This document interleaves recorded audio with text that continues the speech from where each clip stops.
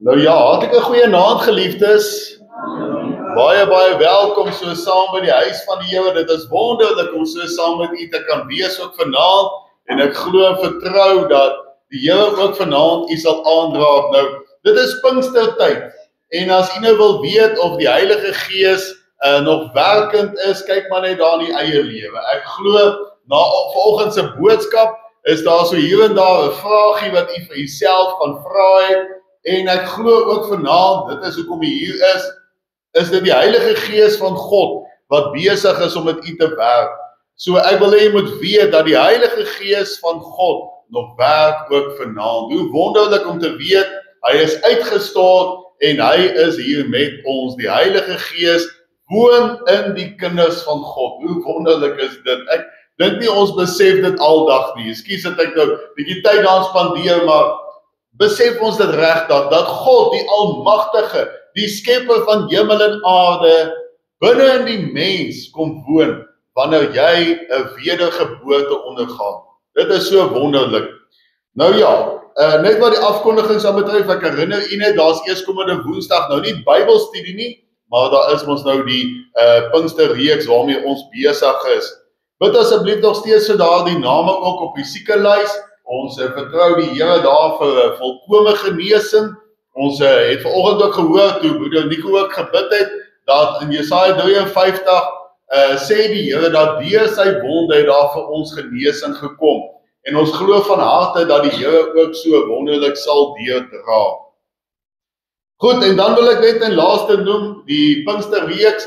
Nou môre aand is ons diens om 7 uur. So onthou nou dis die 6 uur. My is welkom om 6 uur al te kom. Want van 6 uur af is daar heerlike brood en sop wat bedien word. Wat sal 'n Pinksterreeks nou wees? Dis mos hoe die Heilige Gees ook werk, of ons lekker sop ook te gee. So ons glo en vertrou dat u dan ook dit saam met ons sal meemaak môre aand. En dankie vir julle wat ook vanaand hier is, wat spesiaal die tyd uitgekoop het om hier by die woord van die Here te wees. So ja, baie dankie aan elkeen van julle. Kom ons sit net so, dan bid ons net 'n woord saam.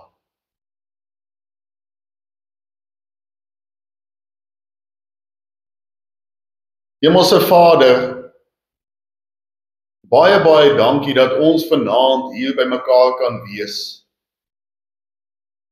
En Here, u weet, u was saam met my toe ek gesien het daar op Facebook hoe iemand vra, is daar ooit nog kerke wat 'n aanddiens hou? En ons is dankbaar, Here, vir die wat ten spyte van die moeilike ekonomie, ten spyte van die verval wat daar is, ten spyte van die louheid wat daar is, nog steeds die deure oopmaak. 'n Oop uitnodiging om te sê, kom hierheen. En ons kom bid vanaand vir Christelike kerke, want ons weet daar is ook die wat dit dalk nie doen in die regte gesindheid of met die regte agenda nie. Maar Here, ons kom dankie vir die Christelike kerke wat vanaand die deure oop het, daar waar u woord verkondig word. En so kom bid ons dan in besonder vir ons ook vanaand wat hier is, Julle, ek kan sien hier is gesiggies wat ek lanklaas met 'n aanddiens gesien het en ons dankie daarvoor. Ons is so dankbaar vir elkeen wat vanaand die tyd uitkoop. Ten spyte van groot dele van Rustenburg wat sonder elektrisiteit sit en ons weet dit bring maar met dit saam baie probleme en uitdagings. Dankie dat ons hier kan wees. Dankie vir 'n kragopwekker sodat ons hier in vrede u woord kan verkondig. En nou kom bid ons Here dat u vanaand met siele werk, want ek weet daar is vanaand 'n siel of twee wat hier sit wat in die woestyn is. En dit is net u wat daardie mense kan oortuig. En daarom kom bid ons vanaand, o Heilige Gees, dat u werksaam sal wees hier in ons midde. Ons bid dit in die lieflike naam van Jesus Christus. Amen.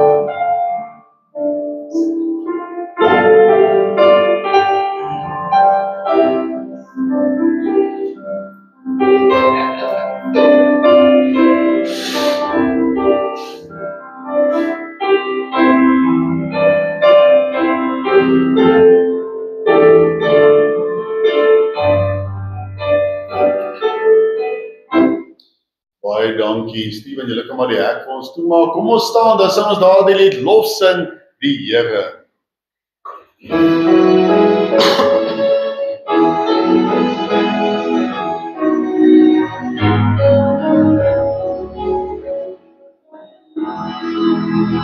Lofsing die Here, sing tot sy ere. Lofsing die Koning, die Skepper, die Vader, die Here. Lof ons naam, God is sy heilige naam. Lof ons weer van die Here. God is die Here, wat is vir die aarde en die hemel. Dan kom vir ons die liefde vir ons en vertrewe. Hy maak ons sterk, dat ons kan steun en kan werk. Beving kan sing tot sy Here. As hy ons roep tot sy diens, toe sal ons dit mag weier. Hy is almachtig en onder die trouwe bevrijder. Dit gee ons kracht, dit met konings verstaan. Met God ons al jene strijder.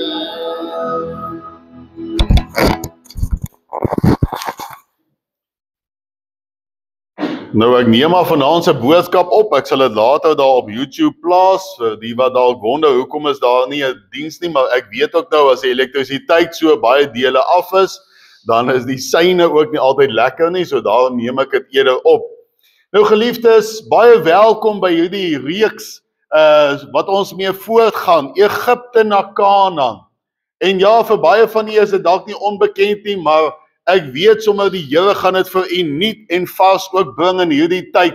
En ons kan ons self so mooi meet aan hierdie verhaal van die Israeliete wat daar uitgetrek het uit Egipte, hoe hulle in die woestyn was en hoe dat hulle uiteindelik daar in die land Kanaan gekom het en tot waar hulle vandag is. Ek en u kan onsself meet aan daardie gebeure. En ons meet onsself volgens daardie gebeure, want 1 Korintiërs 10 vers 11 sê, maar al hierdie dinge het hulle oorgekom as voorbeelde en is opgeskrywe as 'n waarskuwing aan ons op wie die eindes van die eeue gekom het. So al hierdie dinge wat opgeskrywe is in die Ou Testament, Dis hoekom ons die Ou Testament het. Daarom kan ons leer uit die lewe van Dawid en Salomo en Simson en al daardie, maar in besonder ook die volk Israel en wat met hulle gebeur het. En jy weet natuurlik dat hulle was daar in die woestyn gewees vir 40 jaar, waar dit hulle eintlik net 'n paar dae sou geneem het om daar in die land Kanaan te gaan. Dit is die skrikwekkendste van alles is, dit sou hulle maar net 'n paar dae geneem het. Maar dit neem hulle toe 40 jaar. En dis waar baie van ons kinders van die Here ook is. Ons kan binne enkele tye kan ons daar kom by die volheidslewe. Maar van uitstel en uitstel en uitstel vir toeval vir 40 jaar, sommige dalk al vir 50 jaar, sommige dalk al vir langer al daar. En ons het vanoggend gesê dat hierdie sketsie gaan dit vir ons baie mooi wys nou. Ons het vanoggend gekyk na die lewe daar in Egipte. Ons het gesê daar is net een slawe drywer daar en dit is Farao. En Farao is 'n tipe van Satan vanaand. Hy wil nog steeds mense doodmaak. Hy wil verwoes, hy wil lewens verwoes, net soos wat dit was daar in Egipte. En ons het ook gesien hoe dat hulle daar deur die Rooi See gegaan het. Ons het baie kortliks daarna gekyk, maar dit wat die Here wil hê ons moet weet, is dat daar verlossing in hom is. En toe hulle aan die ander kant van die Rooi See kom, toe die see weer toegemaak en Farao hulle was vir ewig vir hulle, ek wil amper sê verlaat, weggeberg gewees vir ewig, sodat hulle nooit weer kan teruggaan Egipte toe nie. Daai pad is toegemaak, gered. Hoe wonderlik, en julle weet ek sê ons is gered, eenmal gered, altyd gered, dit is so. Maar die ongelukkigheid kom dat baie kinders van die Here is deur die Rooi See, maar dan kom hulle hier in die woestyn. Ja, dit is net die kruis, die bloed van Jesus wat ons hier deurvat, die wedergeboorte, en nou kom ons hier in die woestyn lewe, en dit is waar kinders van die Here is wat gered is. So, jy moet vanaand verstaan as ek sê die woestyn lewe, dan is dit nie daardie mense wat alles reg doen noodwendig of wat hierdie of daardie nie. Dit is kinders van die Here. Dit is wedergeborenes. Maar hulle is daar in die woestyn lewe. Net om ons geheue weer te verfris het ons gesê, daar's 3 tipes mense. Daar word nie genoem hier velkleure of hoe daardie persone moet lyk en wat daardie persoon moet doen en so. En jy het gelees, ons het nie eens gehoor vanoggend van iemand wat byvoorbeeld of hy nou 'n kerkganger is en of hy die Bybel ken en of wat ook al nie. Daar's eenvoudig net 3 tipes mense. Die eerste is die natuurlike mens, 1 Korintiërs 2 vers 14. Maar die natuurlike mens neem die dinge van die gees van God nie aan nie, want dit is vir hom dwaasheid en hy kan dit nie verstaan nie, omdat dit geestelik beoordeel word. Hierdie mens is die ongeredde mens. Hierdie mens is die persoon wat nog in Egipte is. En ek wil vanaand sê, baie duidelik, baie direk, as u vanaand hier sit, en u is nog nie seker of u gered is nie. U wonder nog daaroor. En of u word so 'n bietjie bang as u dink aan daardie konsep van is u wedergebore of nie, dan wil ek sê, dan is die kans in elk geval goed dat jy nog daar in Egipte is. En wie se skuld is dit? Jou eie skuld. Want jy het vanoggend duidelik gehoor dat Jesus jou uitnooi, kom na my toe. Kom na my toe. So as jy vandag na vanoggend se diens nie reg gemaak het nie, dan gaan ek nou nie vanaand nog aangaan en nog praat daaroor nie. Dit is 'n saak tussen jou en die Here dan. Jy weet vanaand wat jy moet doen. So vanaand se boodskap is vir die volgende persone, die 2 tipes persone, besonder daardie een, die vleeslike mens. Daar is die vleeslike kind van God en daar is die geestelike kind van God. 1 Korintiërs 3 vers 1 sê, en ek broeders kon met julle nie spreek soos met geestelike mense nie, maar soos met vleeslike, soos met klein kinders in Christus. So vanaand wil ek praat oor daardie vleeslike mens, die kind van God wat in die woestyn is. En so kom ons vanaand by boodskap nommer 2 en ons gaan praat oor die woestyn lewe. En daarom nooi ek hier uit die wat die woord van die Here saamgebring het om dit saam met my oop te maak daar by Galasiërs hoofstuk 5 en ons gaan dan daar saam lees.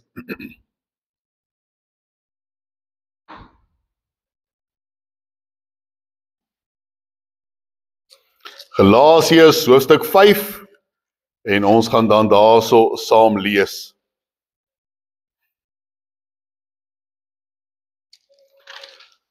Nou ek wil vra dat ons daar vanaf vers 15 in besonder lees. Jy kan die vorige verse bietjie by die huis gaan lees. Veral vers 7 wil ek net uitsonder, ons gaan dit ook lees. Dis ons teks van oordenking vanaand. Vers 7 sê, julle het goed geloop. Wie het julle verhinder om die waarheid gehoorsaam te wees? So kom ek verduidelik dit gou vinnig daardie teksvers. Dit is die kinders van die Here wat goed begin het. Dis nou daai wat jong hulle is gered en jy weet, as 'n mens net gered is, dan is jy vuur en vlam vir die Here. Jy kom kerk toe, jy lees die Bybel, jy gaan koop selfs vir jou Bybel, jy vertel vir ander mense, jy's vuur en vlam, jy loop die pad wonderlik saam met die Here. Want daar het 'n eerste genadewerk in jou lewe plaasgevind, wedergeboorte. Maar met die tyd, dan koel dit af vir baie kinders van die Here. En jy bevind jouself daar in die woestyn lewe. En dit is hoekom hy vra, wie het julle dan verhinder? Maar kom ons lees saam vanaf vers 15. Vers 15 sê, maar as julle mekaar byt en opeet, pas op dat julle nie die een deur die ander verteer word nie. Maar ek sê, wandel deur die Gees, dan sal julle nooit die begeerlikheid van die vlees volbring nie. Want die vlees begeer teen die Gees, en die Gees teen die vlees, en hulle staan teenoor mekaar, sodat julle nie kan doen wat julle wil nie. Maar as julle deur die Gees gelei word, dan is julle nie onder die wet nie. En die werke van die vlees is openbaar, naamlik oorspel, hoerery, onreinheid, ongebondenheid, afgoderry, towery, vyandskap, twis, jaloesheid, toornigheid, naaiwer, tweedrag, partyskap, afguns, moord, dronkenskap, brassery en dergelike dinge waarvan ek julle vooraf sê, soos ek al voorgesê dat die wat sulke dinge doen, die koninkryk van God nie sal beerwe nie. Maar die vrug van die Gees is liefde, blydskap, vrede, lankmoedigheid, vriendelikheid, goedheid, getrouheid, sagmoedigheid, selfbeheersing. Teen sulke dinge is die wet nie. Maar die wat aan Christus behoort, het die vlees met sy hartstogte en begeerlikhede gekruisig. As ons deur die Gees lewe, laat ons ook deur die Gees wandel. Laat ons nie word soekers van ydelle eer wat mekaar uittart en mekaar beny nie. Geliefdes, ons kan baie duidelik sien die woestyn lewe. Eerder gesien, die verse wat ons saam lees, daar word gepraat met kinders van God. Mense wat gered is. Mense wat gewas is met die bloed van Jesus Christus. Mense wat op pad is hemel toe. Mense wat die ewige lewe het. Mense wat die inwonende Heilige Gees het.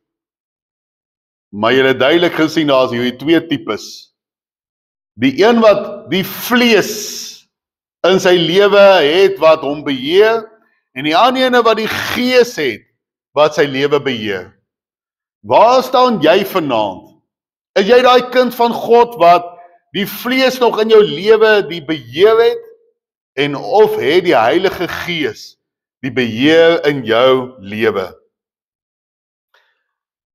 Die volk word uitgelei daar uit Egipte uit, en ons het dit gesien vanoggend daar deur die Rooi See, en dit is nie lank nie, en hulle kom daar in die woestyn, en jy moet nou verstaan, toe hulle daar uitkom, is dit lofliedere wat gesing word. Gaan lees maar, hulle was dankbaar, toe daai see toemaak, en hulle sien, daar is die Egipte nou klaar in hulle lewe.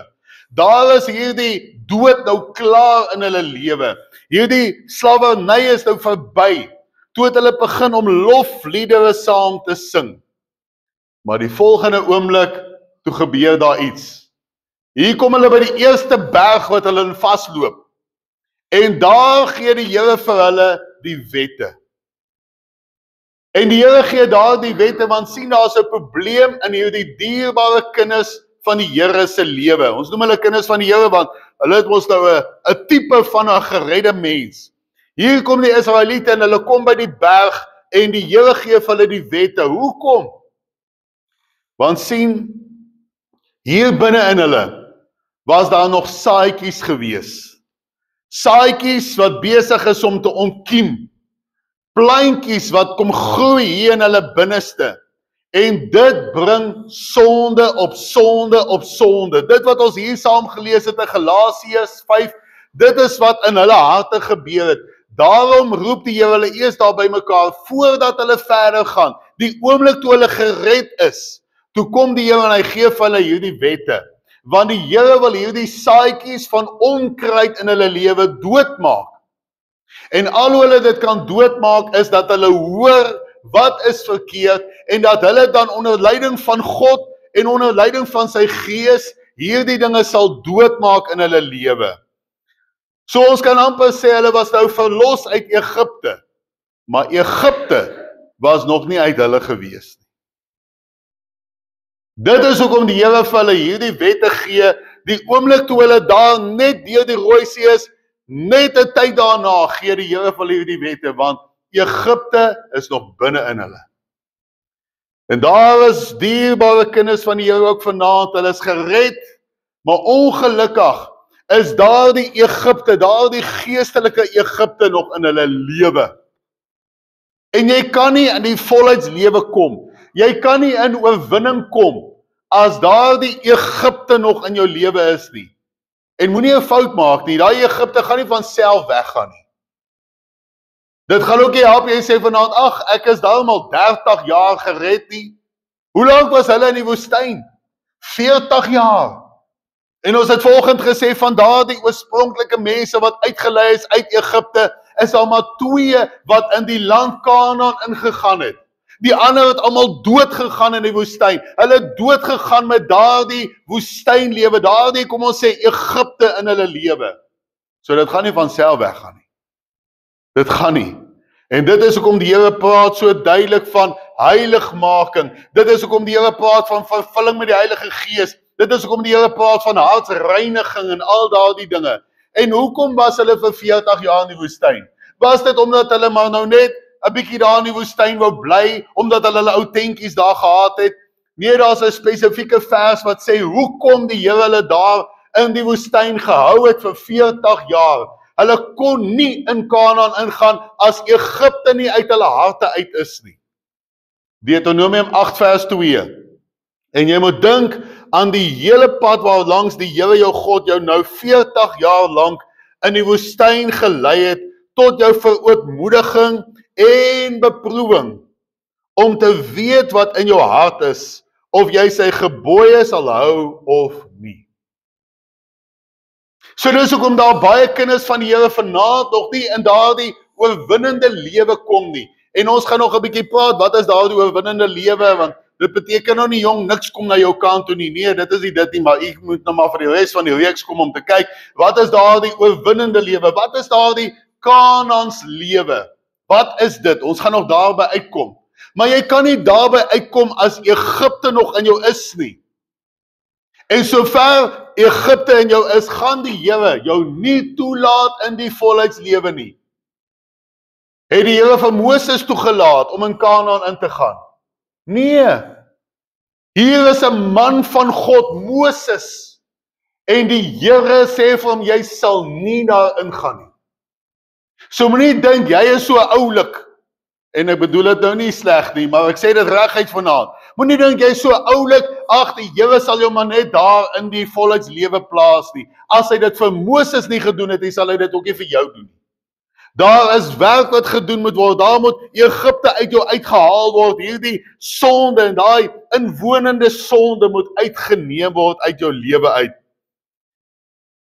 En ek het hier vertel Woensdag ook by die Bybelstudie, die wat hier was, in een van my vorige gemeentes het ek daar die werking gesien.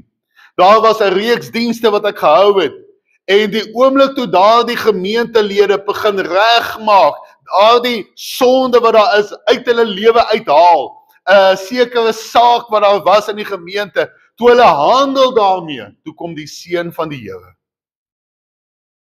Nou as dit met 'n gemeente kon gebeur, dink dit wat gaan met jou as individu gebeur, as jy daardie dinge uit jou lewe uithaal. So nou moet jy weet, jy's gered, maar wat is jy in die geloof? 'n ou babietjie. Dis wat jy is, 'n babietjie. En 'n babietjie kan nie vir homself baie dinge doen nie. Hy het nodig om 'n ou titiebottel te kry. Hy het nodig dat sy ou doekie omgeruil word. En weet jy wat?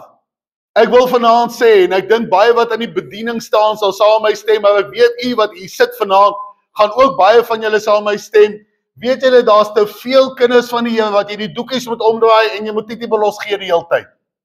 Want dan is dit, ag dominee, dis nou dit in my lewe, en ag, dis nou dit in my lewe, en ek kan duidelik soos daglig sien, hierdie persoon is nie in die oorwinnende lewe nie. Dan is dit hierdie ding, dan is dit daardie ding, jy moet die hele tyd hulle net pamperlang. En as hulle nie gepamperlang word, en dan vat hulle tassie en hulle gaan. Niks daarmee verkeerd nie, ek sal dit doen, ek sal doeke omruil, en ek sal ou titiebottel gee. Maar waar is daardie volwassenes in Christus? As hy daar is ek dankbaar. Ek sê nou nie almal is daar nie, maar ek is so dankbaar as daar mense is wat die Here soek. En ek wil hê jy moet jouself vanaand sien as 'n meubeltrok. 'n Trok wat meubels vervoer.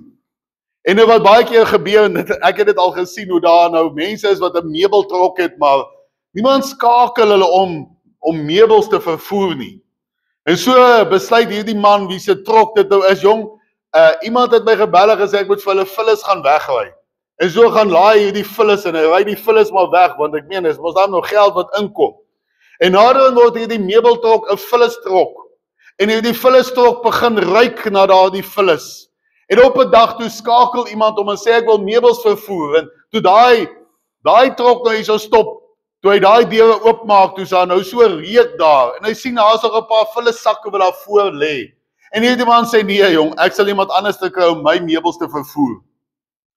Jy moet vanaand daardie meubeltrok wees. Jy moet daardie ene wees wat die vullis uit jou lewe uithaal. En moenie 'n fout maak nie, jy gaan dit nie uit jou eie uit kan doen nie. Maar jy moet gewillig wees. Jy moet voor die Here kan staan vanaand, soos die Israeliete daar by die berg gestaan het, as hulle maar net daar gesê het, Here, ons is verlore. Here, ons het soveel dinge wat verkeerd is in ons lewe. Maar toe is hulle hardkoppig. En hulle maak soos die Fariseërs, nee wat, ek is eintlik alright. Ek is eintlik okay. En daar is te veel mense wat sê ek is eintlik okay. Maar die Here wil daardie dinge uit jou lewe uithaal. Daar moet bekerings plaasvind na jy gered is. Hoor jy mooi wat ek sê? Daar is nie net daai een bekering in jou lewe nie. Daar die mense wat sê ek is 20 jaar terug bekeer. Wat het gebeur in die 20 jaar? Daar moet nog bekerings wees, want bekerings is, jy draai weg van daardie sonde. Jy draai weg van daardie omstandighede. Jy draai weg van daardie bose dinge. Jy draai weg van die wêreldse dinge en jy draai terug na God toe. Bekerings op bekerings. Nou na aanleiding van Galasiërs 5. Ek gaan nou nie al daardie vrugte van die vlees hanteer nie, maar daar is 'n paar dinge wat ek wil uitsonder daar, soos wat die Here dit op my hart gelê het, maar ook wat ek in verband wil bring met die volk Israel. En die heel eerste wat daar van my uitstaan is hierdie: twis en murmureer. Dis die eerste teken. As daardie in jou lewe is vanaand, as jy vanaand hier sit en sê, jong, ek is geneig om daar maar verskriklik te kla oor dinge. Dis daai murmureer, daai kla, amper so mompelkla. Ja, nee, geloof weet ek nou nie, jy weet daai mompelkla, dis wat murmureer is.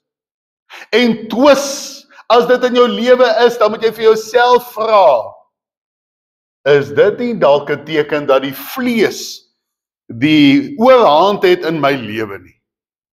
Ons lees in Eksodus 15 vers 24, toe murmureer die volk teen Moses en sê, wat moet ons drink?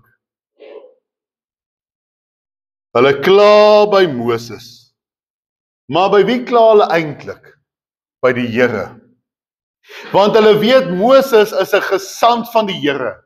Nou kla hulle eintlik by die Here. Nou wil ek vra, wat het net enkele dae voor dit gebeur? Die Rooi See. Hulle het gesien, almal van hulle, moenie 'n fout maak, die Jode is nie nou lank daarna nie, dis enkele dae hierna. Enkele dae daarna, as ek reg kan onthou, is dit 3 of 4 dae later. Enkele dae later vra hulle hierdie, waar gaan ons water kry? Hulle vergeet net 4 dae terug, het die Here vir hulle die Rooi See oopgekloof, dat hulle droogvoet daardeur loop. Daar was nie eens modder gewees nie. Dit is 'n groot wonderwerk. En net 3-4 dae later vra hulle, nou waar gaan ons water kry? Hulle kla en hulle kla. Maar nie net kla nie, hulle twis ook. Ons lees in Eksodus 17 vers 7 en die plek Massa en Meribah genoem vanweë die twis van die kinders van Israel en omdat hulle die Here versoek het deur te sê, is die Here in ons midde of nie? Hulle maak 'n stryd, hulle maak 'n twis van dit. Vriende, weet jy hoeveel kinders van die Here murmureer nog vandag? En ek wil weer sê, wat is daai murmurering? Dis daai mompel kla. Jy mompel, jy kan eintlik nie hoor waaroor kla hulle nie, maar hulle kla. Weet jy hoe murmureer kinders van die Here vanaand nog? Ek hoor dit baie keer. Ek hoor hoe mense al gesê het, ag ek hoop nie daai ou kom weer kerk toe nie. Dit is 'n mompelkla daai, want hulle sê dit nie hardop nie. Hoekom staan hulle nie op en sê, ek hoop nou nie daai en kom weer kerk toe nie, as hierso so, ek hoop nie daai en kom weer kerk toe nie. Hoekom nie? Jy kla en jy dink dat die Here nie 'n verskil in daai persoon se lewe kan maak nie, so jy vergeet van die Rooi See. Jy vergeet dat die Here 'n wonderwerk in daai persoon se lewe kan doen. Jy vergeet dat die Here 'n omkeer kan bring in daai persoon se lewe. Jy vergeet die hand van die Here. En dan mense wat ook klaar sê, ag, hoekom moet ek kerk toe gaan? Ek het nou al baie boodskap al gehoor. Luister, ek hoor daardie dinge. Dit is daai mompel klaar. En mense wat sê, ag, wat help dit om te bid? Ek bid nou al hoe lank daaroor. Jy vergeet van die Rooi See. Jy vergeet hoe die Here jou gered het. Jy vergeet dat die Here jou uit die hel uitgeruk het as ware. Jy vergeet dat die Here jou skoon gewas het met sy bloed. Jy vergeet dat die Here jou deel gemaak het van sy huisgesin, soos wat Efesiërs 2 sê. Jy vergeet daardie dinge. Nou as die Here daardie wonderlike dinge vir jou kan doen, wat is dan onmoontlik vir die Here? Maar ons kla en ons kla. En dan sal ons ook kla en sê, ag, ek het nou nie tyd om dit te doen nie. Nee, wat ek het nou nie tyd nie. En dan wanneer iemand van my iets wil sê oor die Here, dan wil ons baie keer argumenteer. Want hoe kan daai nou beter weet as ek? Ek is nou al 20 jaar lank gered. Hierdie een is al 'n jaar gered, nou wil hy vir my kom vertel. Dis net soos by die werk. Nou hoor ek daar is iemand wat nou net nie aangestel is, jy's al 20 jaar daar. Nou kom daai en sê meneer, ek dink ons moet hierdie ding so doen. Man, wat weet jy? Dis nie hoe ons die dinge hier doen nie. En net so in die geestelike lewe, as iemand jou wil kom vertel van die Here, dan is ons geneig om die deur toe te klap in daardie persoon se lewe. 1 Korintiërs 3 vers 4, want as die een sê ek is van Paulus en die ander ek van Apollos, is julle nie vleeslik nie? Daar's mense wat vandag twis oor dinge soos die doop, daar's mense wat twis oor die spreek in tale en luister, ek weet, daar's ons nou van ons wat so glo en ander wat so glo, maar ons begin twis oor daardie dinge en ons vergeet die belangrikste. Wat is die belangrikste? Vind uit of daardie persoon gered is. Ons vergeet van die belangrikste, ons vergeet van die Rooi See. Ons vergeet van die werk van God wat hy doen in dit. En nou begin ons ook mense aanhangers word. O nee, ek is net vir Petrus. Nee, ek is net vir Apollos en so. En nou vra die Here, daar is julle dan nie vleeslik nie. Partyskappe wat daar is en onvergewingsgesindheid. Ek sal daai persoon nooit vergewe nie, want hy dit en dat en so aan. Dan beteken dit, jy is ook besig om te murmureer en te twis. En dan moet jy vir jouself sê, jy's in die woestyn lewe. En twis gaan so ver as moordgedagtes. So ek sê weer, dink maar net. Onthou dit is 'n teken waaraan jy jouself kan meet. Is jy waarlik besig om te wandel deur die Heilige Gees van God? Of is die vlees die een wat lewe, die oorhand het in jou lewe? Ek het dit al vertel, maar ek wil dit weer vertel. Iemand het dit eendag vertel as, daar is hierdie 2 honde, wat daar in jou geestelike lewe is. Die een is nou die vlees, en die ander een is die gees. Die een wat jy die meeste kos gee, is die een wat uiteindelik die meeste blaf en byt in jou lewe. So wat jy gee die meeste kos?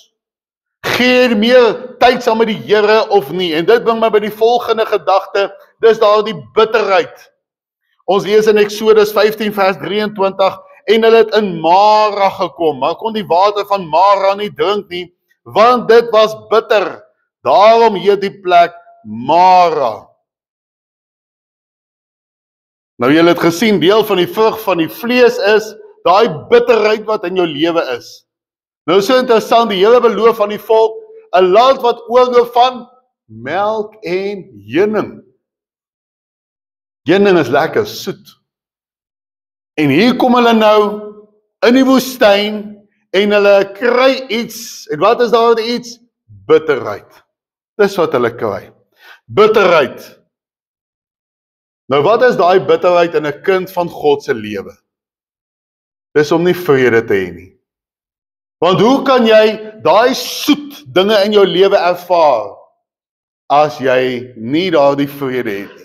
So hierdie bitterheid praat oor vrede in jou lewe. Het jy daardie vrede in jou lewe?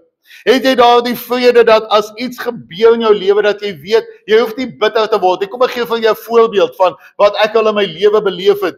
Daar was hierdie besigheidsman en hy het besluit hy wil in die oggende wil hy vir sy werkers 'n gebedstyd hou. Sê nou maar van 10 voor 7 tot 7 uur wil hy nou laat die mense 'n bietjie bid. Hierdie werkers moet nou bid. En 6:30 toe kom maar een van die werkers aan. En hy begin hierdie werker te verskree en hy vloek hierdie werker. En hy gaan terug na sy kantoor toe. En hier so 10 voor 7 toe kom roep hulle hom: "Meneer, ons wil hê jy moet vanoggend vir ons uit die Bybel uit kom lees en kom bid." En hy gaan staan daar met 'n bitterheid. Hoekom? Want hy het nie vrede nie. Want hy het nie vrede gemaak met daardie man nie. Hy het hom nog sleg gesê en hom gevloek en alles. En luister, jy weet natuurlik, jy het reg as mense verkeerd doen. Gaan praat hard met hulle. Jy hoef nie te vloek nie. Gaan praat hard met hulle, gaan wys vir hulle. Maar daar moet ook 'n versoening mos wees. Ja, is ook mos 'n kans waar jy as kind van die Here uitreik en sê, "Goed, dan sien jy ding nou verby het. Ek gehoor wat ek sê, goed, daar's weer vrede tussen ons, kom ons gaan aan." Maar hierdie man het dit nie gedoen nie. En toe hy daar kom staan, toe kon die aarde hom insluk. Want hy het nie daardie vrede nie. Hy sien nie die oë op hom en almal het gesien hoe hy te kere gegaan het. Maar die ergste bitterheid is om daardie woord van die Here oop te maak en daar in gebed te gaan en met die Here te praat en jy weet, jy sit hier met 'n onvergifnis hier in jou hart. Dit is daardie bitterheid wat daar is. Maar daardie bitterheid gaan ook verder, is ook om te weet vanaand, jy is nie op die plek waar die Here jou wil hê nie. Weet jy dit, die almal van u weet vanaand dit. Jy gaan vanaand weet, is jy daar waar die Here jou wil hê, of is jy nie daar nie? Ek het vanoggend gesê, dis nie my werk nie. Dit is die Heilige Gees se oortuigingswerk. En dit bring 'n bitterheid. Ek het al baie gehoor in mense se lewens, daar waar ek by hulle huise aangaan, hier in die wandelgange, dan weet ek daar's iemand wat nie op die plek is nie. Dan vra ek vir hom, "Jong, wil jy nie maar dit en dat doen nie, wil jy nie daar kom nie, ek sien jy's hier, die Here wil jou daar hê." Dan kan ek sien, kom ons daai oë sien, jy kan daai gesigsuitdrukking sien, daar kom onmiddellik 'n bitterheid, want hulle het nie daai vrede nie, want hulle weet hulle is verkeerd. Plaas dat hulle reg maak, plaas dat hulle daar kom, dan kom hulle met allerhande verskonings wat daar is. En dit is wat Efesiërs 4 vers 31 ons ook leer, alle bitterheid en woede en toorn en geskreeu en lastering moet van julle verwyder word, saam met alle boosheid. Daai bitterheid om te sien hoe iemand anders te groei in die Here. En nou in plaas van, kom ek gaan ook en ek gaan groei ook, kry ons jaloesie. Julle onthou ek het Woensdag by die Bybelstudie ook daaroor gepraat. Ek dink ek het nog vir hom André as 'n voorbeeld gebruik. Sê ek ja, nou net 'n naam gebruik, nie om André spesifiekie, maar sommer nou net, ek kan nou maklik sê, joh, maar om André, kyk, hy ken die Bybel en hy ken dit, en in plaas van dat ek ook werk in my eie lewe daaraan, wat doen ek gewoonlik? Ja, maar, jy weet, hy het mos nou baie tyd op sy hand om daar dit te doen, en ja, dit en dat, en nou begin ek jaloers word, en ek begin 'n bitterheid in my lewe kry. Dis 'n bitter pil om te sluk, om te sien as iemand anders wat die Here beter dien as ek. Plaas dien ek ook net die Here. Plaas kom ek ook net daarby. So dis daai bitterheid wat in kinders van die Here se lewe kom. En dan die volgende is begeerlikhede. Eksodus 16 vers 3 sê, en die kinders van Israel het aan hulle gesê, het ons maar in Egipte land deur die hand van die Here gesterwe, toe ons by die vleispotte gesit en volop brood geëet het. Want julle het ons in hierdie woestyn uitgelei om hierdie hele vergadering van honger te laat sterwe. Nou ek dink by al hierdie punte kan ons die woord ook insit vergeet. Hulle vergeet hoe was dit in Egipte. Hulle onthou nou net ietsie mooi daar van Egipte. Hulle onthou, ag ons het daar vleisies daar gekry, maar hulle vergeet hoe stikkend hulle geslaan is. Hulle vergeet, soos ek vanoggend vertel het, hulle pa en hulle oupa wat hier dood langs hulle neerval. Hulle het hulle letterlik gelaat werk tot die dood toe. Hulle vergeet daai dinge, hulle noem dit hier nie. Wat noem hulle? Ag, ons verlang terug na Egipte, want ag, dit was eintlik nie so erg daar nie. Maar wat het die Here gesê? Hy het hulle jammerklagte gehoor. Hulle was in 'n paniek gewees, hulle was in moeilike omstandighede. Hulle vergeet hoe dit daar was. En hulle vergeet hoekom die Here hulle uitgelei het. Hulle vergeet hierdie dinge. En nou begin hulle dinge begeer, wat hulle eintlik nie moet begeer nie. Hulle begeer die verkeerde dinge. Plaas begeer hulle meer van die Here. Wat begeer hulle nou? Waarna verlang hulle? Terug na Egipte toe. Hulle vergeet. En vriende, daar is vanaand baie kinders van die Here. Baie kinders van die Here. Wat teruggaan na hulle vorige lewe toe. Wat teruggaan na hoe hulle was. Want hulle verlang na daardie dinge. Glo my, daar is sulke mense. Ek ken mense, as ek nou sommer net so kan dink vinnig aan iemand, kan ek dink aan iemand wat ek geken het, wat hulle hart vir die Here gegee het, hulle die Here heel hartig begin dien. Maar hulle het vriende gehad. En hierdie vriende was nou drinkvriende gewees. En hierdie persoon kon nou nie meer daar saam met hulle gaan drink, want sien, daar is nou mense wat hom dophou, want hy begin nou, jy weet, Bybelstudies hou, en hy begin nou allerhande dinge vir die Here doen. En daar is mense wat hom nou daai een keer daar gesien het, saam met sy vriende, toe hy nou 'n biertjie drink, en onmiddellik, toe vra hy hom nou, wil jy vir ons nou kom leer? En wat doen hy toe? In plaas van om meer te begeer van die Here, begeer hy toe eerder daardie dinge. En hy los die Bybelstudie wat hy gehou het. Hy los daardie dinge wat hy gedoen het vir die Here, en hy gaan terug na daardie vriende toe, en hy los hierdie mense, hy los die dinge van die Here, net omdat hy nou nie meer wou skaam wees of so nie, en hy gaan voluit weer terug na daardie drinkpartye toe. Dit is daardie om die verkeerde te begeer in jou lewe. En glo my, die wêreld bied baie dinge. Die wêreld gaan vir jou baie dinge aanbied wat jy gaan begeer. Geld en mag. En die beter dit en die beter dat. Glo my, die wêreld gaan daar die begeertes vir jou gee. En ek het al vir julle gesê, daar is niks daarmee verkeerd om byvoorbeeld 'n nuwe voertuig te wil hê, of meer geld te wil hê, of daardie dinge nie. Maar daar is 'n baie fyn lyn in dit. Om daardie dinge te begeer, en of die Here dit net vir jou gee. Begeer jy daardie dinge, of begeer jy net die Here se dinge? Die Here Jesus ons het baie mooi geleer nie. Hy sê Matteus 6 vers 33 sê hy, soek eers die koninkryk van God en sy geregtigheid, en al hierdie dinge sal vir julle bygevoeg word. Met ander woorde, waar is my begeerte? My begeerte is na die Here se dinge. Ek wil meer tyd met die Here spandeer. Nee, ek wil kyk of ek meer oortyd kan werk, en dan kan ek nou meer geld kry, en dan beteken dit nou minder tyd aan die Here, maar ag, dis alright, ek begeer eintlik maar hierdie nie. Dan is dit 'n verkeerde begeerte. Galasiërs 5 vers 17, want die vlees begeer teen die gees, en die gees teen die vlees, en hulle staan teenoor mekaar, sodat julle nie kan doen wat julle wil nie. Sien julle daar? Die vlees begeer teen die gees. Hy praat dan met kinders van die Here. En weet jy wat?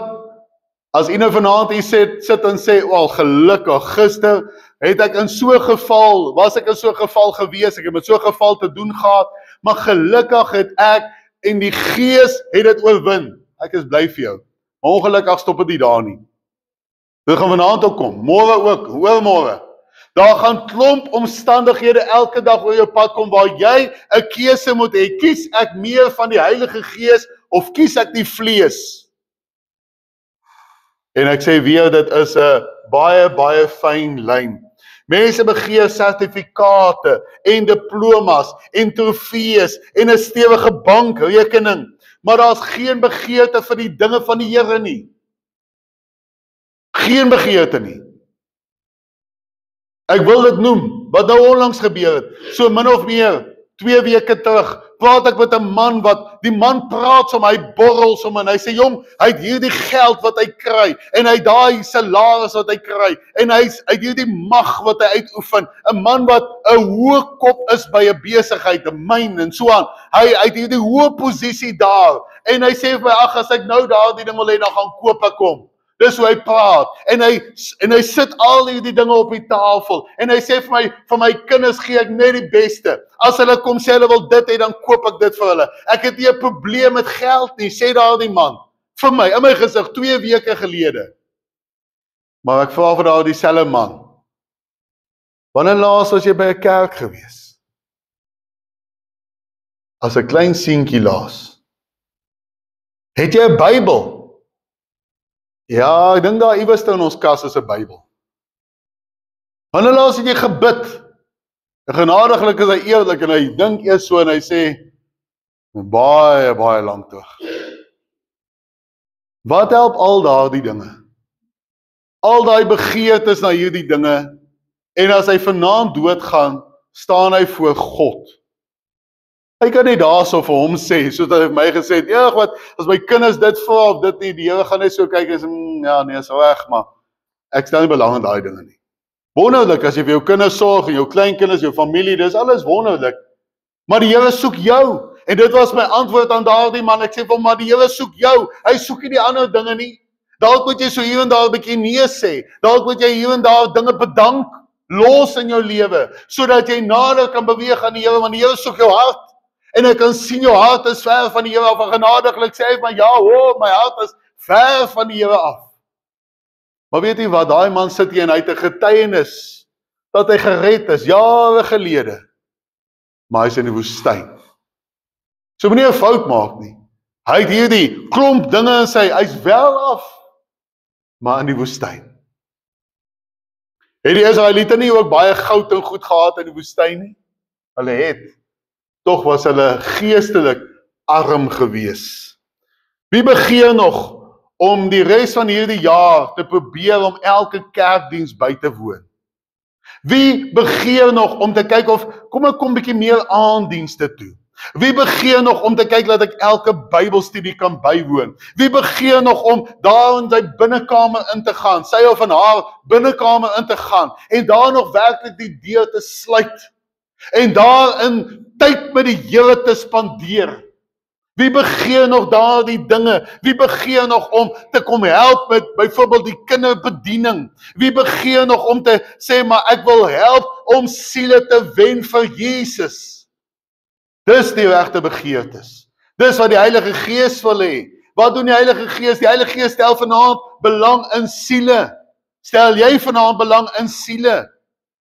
Ek sê weer, dis reg, sorg vir jou kos op jou tafel, sorg vir al daardie dinge, sorg dat jy daai goed het, maar het jy nog daardie begeerte na dit wat die Heilige Gees begeer?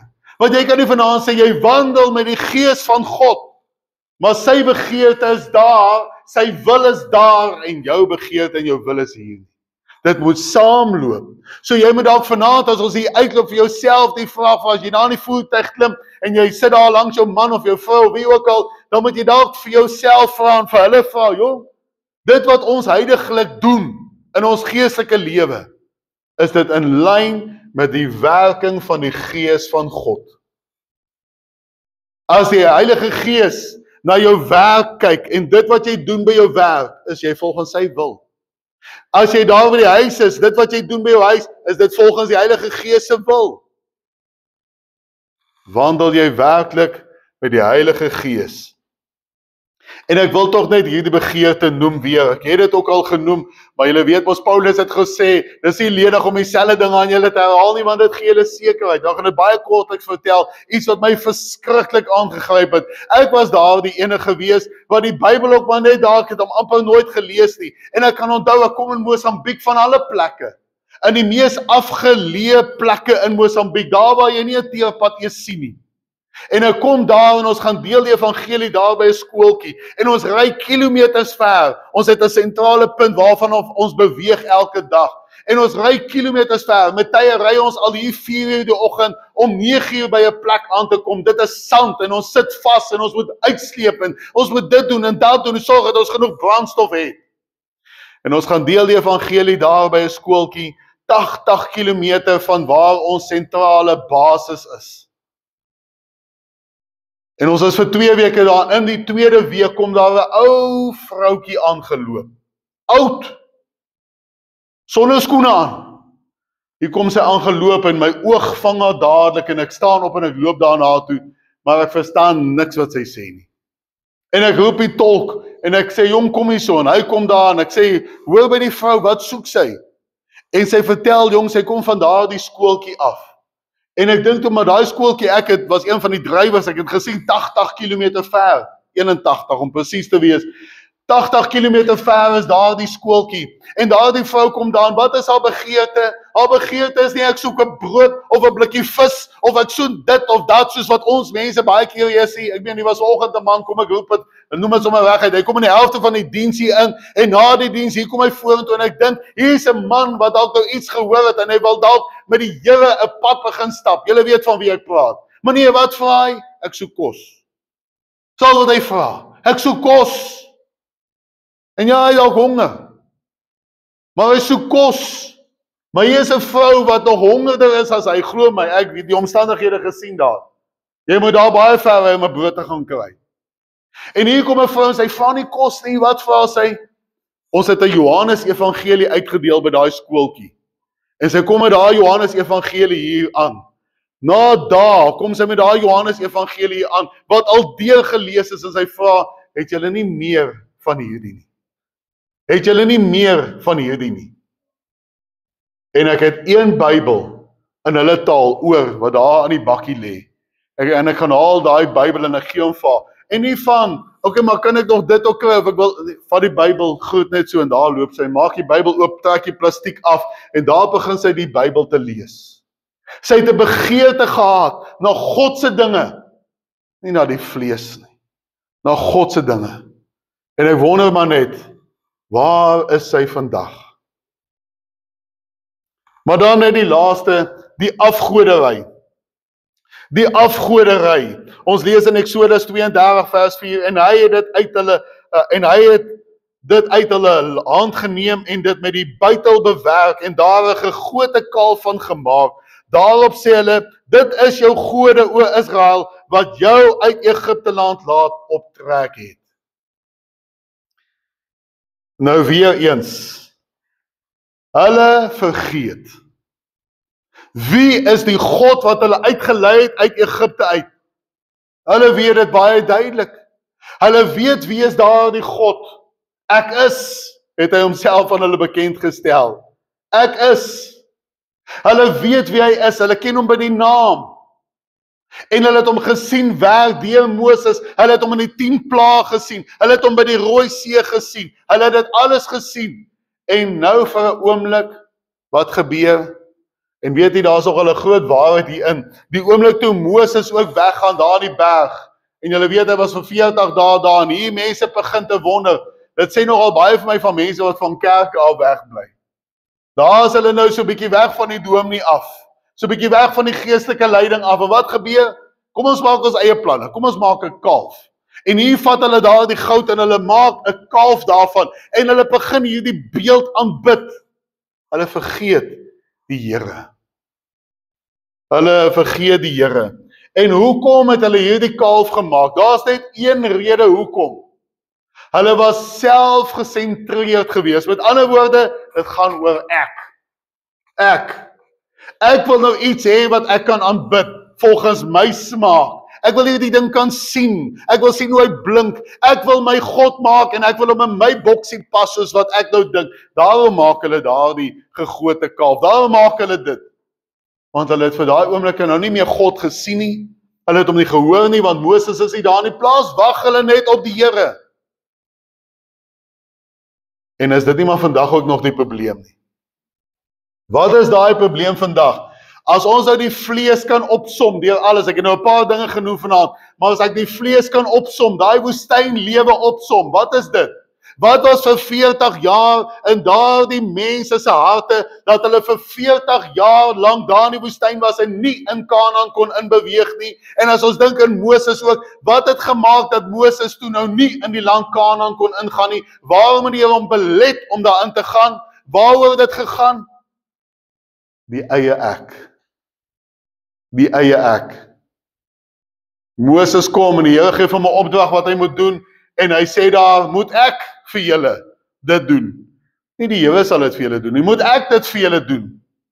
Baie mense dink dit is omdat hy nou daar die rots geslaan het en die Here het gesê, nee, gaan lees bietjie daai gedeelte weer. Moet ek vir julle water gee? Gaan oor hom. Hy die eer probeer vat. En hoekom was hulle vir 40 jaar in die woestyn? Want dit gaan oor me, myself and I. Dis waaroor dit gaan. Dis daai vleeslike lewe. Dit is daardie woestynlewe. Ek wil bevredig wees. Ek wil net die beste hê. Ek wil 'n lekker lewe hê. Ek wil dit en ek wil dat. Ek wil my eie planne maak. Romeine 7 vers 19 tot 20. Want die goeie wat ek wil, doen ek nie. Maar die kwaad wat ek nie wil nie, dit doen ek. Maar as ek doen wat ek nie wil nie, dan doen ek dit nie meer nie, maar die sonde wat in my woon. Daar in jou is hierdie vlees, hierdie monstertjie, en hy wil die slegte dinge doen, en jy gaan dit moet oorgee aan die Here. Ek wil ons weer neem na ons skets toe, en ek weet 'n mens kan nou nie baie mooi daar op die bord sien nie, maar daai boompie is baie mooi groen. Hy is baie mooi groen. En ek het dit spesifiek so gekies, want sien, die kind van God wat daar in die woestyn is, hulle het ook daar 'n ou groene geitjie. Dis daai wat sê, ag, dankie tog, ek gaan hemel toe, ek is gered. As jy met hulle begin praat, dan sal hulle baie maklik sê, ja, ek het 30 jaar terug my hart vir die Here gegee, en hulle bly, dis al waarop hulle fokus. Dis al groene geitjie wat daar in hulle lewe is. Maar verder is dit vaal. Hoe gaan dit met jou Bybel lees? Vaal. Hoe gaan dit met jou verhouding met die Here? Nee, vaal. Dis al wat groen is in hulle lewe. Is net die feit dat hulle gered is, maar verder is daar nie veel in hulle lewe nie.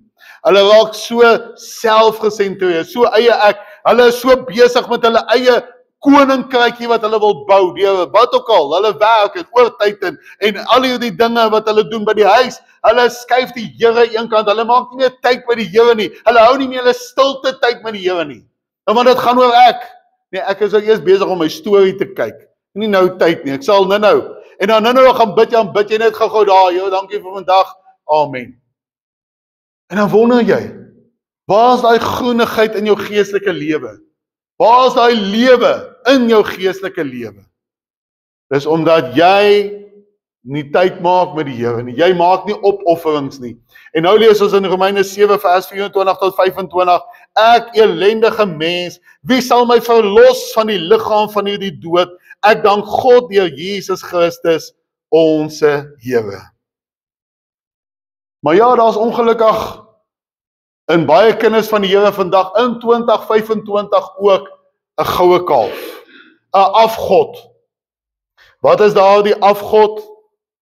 Ons kan nou baie dinge noem vanaand, dwelms en drank en al hierdie dinge, maar ek gaan dit sommer net opsom. Kan daar vanaand 'n afgod in jou lewe wees? Kom ek som dit net op.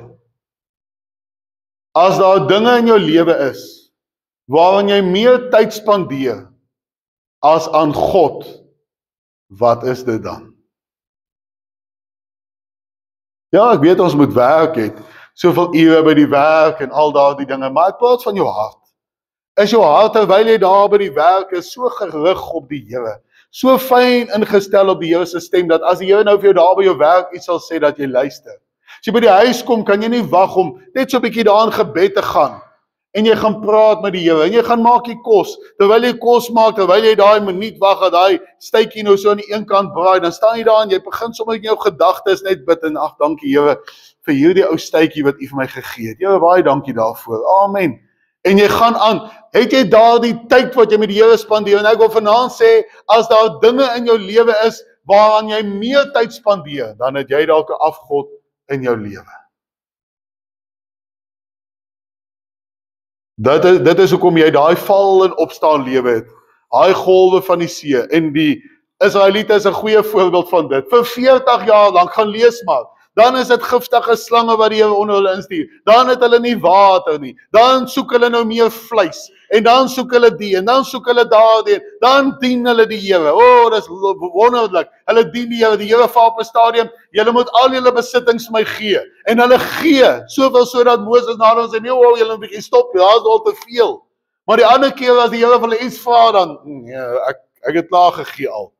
En dit is hoe hulle was, en is dit nie hoe baie kinders van die Here ook vanaand is nie? Jy dien die Here dan so, maar as jy nou so voel, dan voel jy weer, nee, ek dien nou weer nie die Here nie. En dis daai val en opstaan lewe. En sê die Here nie vanaand vir jou ook dalk hierdie woorde nie. Openbaring 2 vers 4, maar ek het teen jou dat jy jou eerste liefde verlaat het. Ek wil afsluit, die net te vra vanaand, ek gaan die hele boodskap, gaan ek opsom met een sin, is dit moontlik? Ek het vir die Here gevra, Here, hoe kan ek die hele boodskap opsom met een sin, en die Here lê dit op my hart, en ek wil dit vir jou vra, of ek wil dit vir jou gee, deur 'n vraag te vra, is Jesus nog die liefling in jou lewe? Want dit som hierdie hele boodskap op. Gaan jou begeertes dan na hom wees?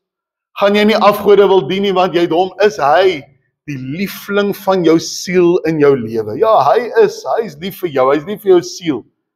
Maar sien jy hom as jou liefling?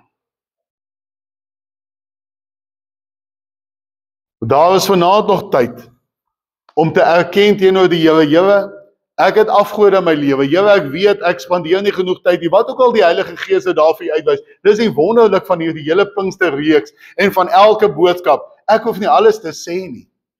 Want daar waar jy nou sit, weet jy nou, daar's iets. Nou daai iets, vat dit na die Here toe. Vat dit vanaand na die Here toe. Amen. Kom ons bid saam. Wonderlike Jesus, baie dankie ook vir hierdie boodskap vanaand. Ja, in 'n sekere sin 'n negatiewe boodskap, want dit wys ons al die probleme en moontlike probleme in ons lewe, maar ons weet U doen dit in liefde, want U gee om, en U moet vir ons die lelike dinge wys, sodat ons daaruit kan leer. En so kom bid ek vanaand vir elkeen, Here, dat U ons sal help om die lelike dinge in ons lewe uit te haal. Dit wat hulle gaan bely, ek glo daar is vanaand mense wat daar in hulle binnekamer ingaan en sê, Here, hierdie ding. En ek kom bid dat U hulle ook sal help tot daardie oorwinning. Ons bid al hierdie dinge in Jesus se wonderlike naam. Amen. Nou ek nooi julle uit na môre aand se diens toe. Onthou, ons is môre aand om 6:00 is daar sop en brood, en dan 7:00 is die diens. Môre aand kyk ons so 'n bietjie na die lewe hier naby die Jordaan. So aan die einde van die 40 jaar. So kom môre aand en kom luister, wat is daar wat hierdie Israeliete gedoen het, dat hulle kon ingaan in die land Kanaan. So môre aand se tema is ook daar naby die Jordaan rivier. Dit is ons tema môre aand, so jy is welkom. Kom ons staan, dan sing ons daardie lied.